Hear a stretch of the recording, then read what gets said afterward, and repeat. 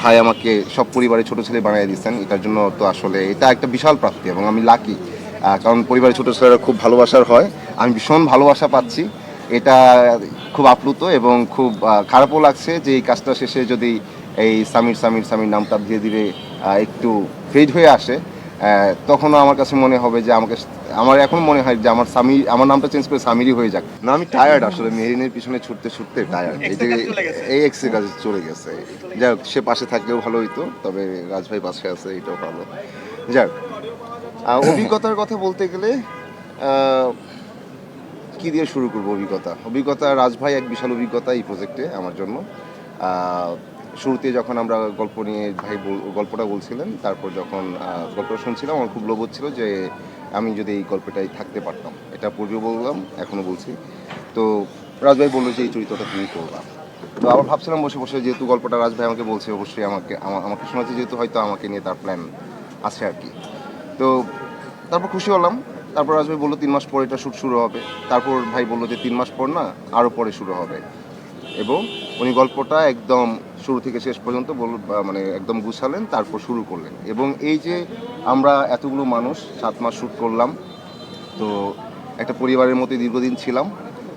সবার মধ্যে অনেক কথা, অনেক হাসি আনন্দ, অনেক স্মৃতি, এইগুলোই আসলে এক্সপিরিয়েন্স। এবং এই টোটালটা আসলে এই টোটাল জার্নিটাকে অনেক চমৎকারভাবে একদম ম্যাজিশিয়ানের মতো আসলে লিড দিচ্ছেন রাজভাই।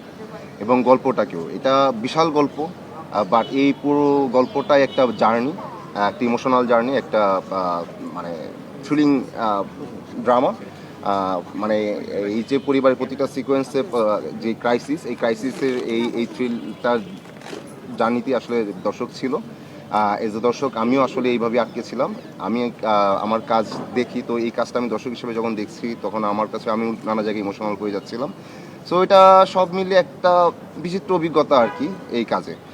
আর মিস করব আমার পরিবারকে, মিস করব আমার পরিবারের পরিবার, একটা পরিবার, এবং আমার বড় মানে আরও বিশাল পরিবার হচ্ছে দর্শক। আমার কাছে তো মনে হয় যে আমি কোটি কোটি পরিবারের এখন ছোট ছেলে সামির। তো আমার নাম অনেকে জানে না, বাট সামিরটা জানে এই কাজের মধ্য দিয়ে, এটা বিশাল প্রাপ্তি। এবং এই যে ভাই আমাকে সব পরিবারের ছোট ছেলে বানিয়ে দিচ্ছেন, এটার জন্য তো আসলে এটা একটা বিশাল প্রাপ্তি এবং আমি লাকি। কারণ পরিবারের ছোট ছেলেরা খুব ভালোবাসার হয়, আমি ভীষণ ভালোবাসা পাচ্ছি। এটা খুব আপ্লুত এবং খুব খারাপও লাগছে যে এই কাজটা শেষে যদি এই সামির সামির সামির নামটা ধীরে ধীরে একটু ফেড হয়ে আসে, তখনও আমার কাছে মনে হবে যে আমার এখন মনে হয় যে আমার নামটা চেঞ্জ করে সামিরই হয়ে যাক। সামির নামই সবসময় সবাই আমাকে চিনুক। এবং এই কাজটা আমার মনে হয় যে অনেক প্রজন্মের কাছে পৌঁছে গেছে, বাসার বাচ্চারা থেকে শুরু করে বাবা মা ভাই বোন আমাদের এজের যারা আছে, এবং আমার যারা আছেন বাবা মায়ের বয়সের, সবাই দেখেন। সো সবার কাছে আমরা পৌঁছে গেছি।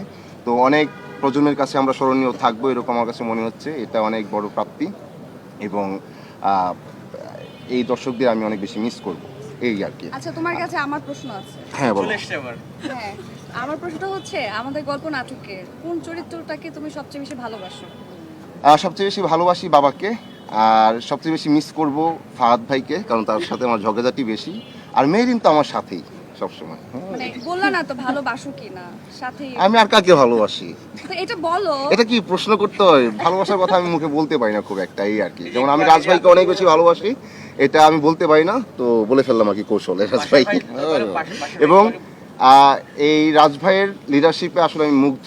এবং উনি এই সব কয়টা চরিত্রকে এবং এই গল্পটাকে, এবং আপনারা তো সবাই এই গল্পটা দেখতেছেন, এটা অনেক টাফ একটা কাজ, অনেক টাফ কাজ। এবং 7 মাস উনি আমাদেরকে এমন চমৎকার ওনার লিডারশিপে আমাদের আসলে বোধ করে রাখছেন এবং মেনটেন করে গেছেন, এবং আমাদের যে ফ্রিডমটা দিচ্ছেন এই কাজের ক্ষেত্রে। এবং ওনার অবজারভেশন পাওয়ারের কথা যদি বলি, যে আমরা যেভাবে কথা বলছি এ করছি, তো আমাদের মধ্যে বন্ডিংটা কেমন, সেটাও অনেক জায়গায় নাটকে আসলে ইউজ হচ্ছে। কারণ ওটা নোটিস করে উনি বলছেন যে ব্যাপারটা এরকমই থাকবে।